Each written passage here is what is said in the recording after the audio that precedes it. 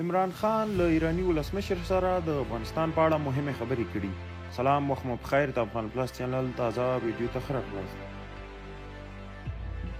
د پاکستان صدر اعظم عمران خان د ایران له نوي ولسمشر ابراهیم رئیسي سره د تاجکستان په دوشنبه کې د افغانستان د روان وضعیت په اړه خبرې کړي.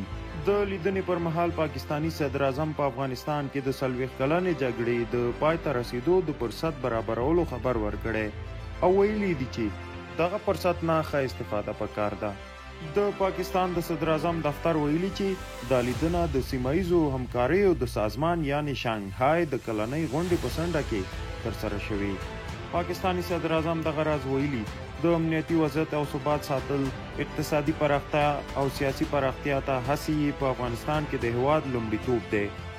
عمران خان همدارنګه د افغانستان په موضوعاتو کې د ایران رول هم مهم ګڼلی او د همکاریو ترسره کېدو هیلې یې ښودلي. د دغه راز د ایران ولسمشر ته د پاکستان د سفر بلنه هم ورکړې. د ایران رسمي دولت خبري اژانس ایرا د دې لیدنې تایید کړی، خو په لیدو کې د خپل ولسمشر د دریځ او څرګندونو جزئیات نه دي ښکاره کړي.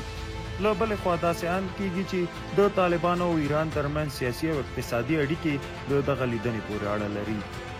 خو دا بیا په رسمي توګه نه ده واضح چې د دغه لیدنې سیاسي او اقتصادي هدف په پټه کې څه و.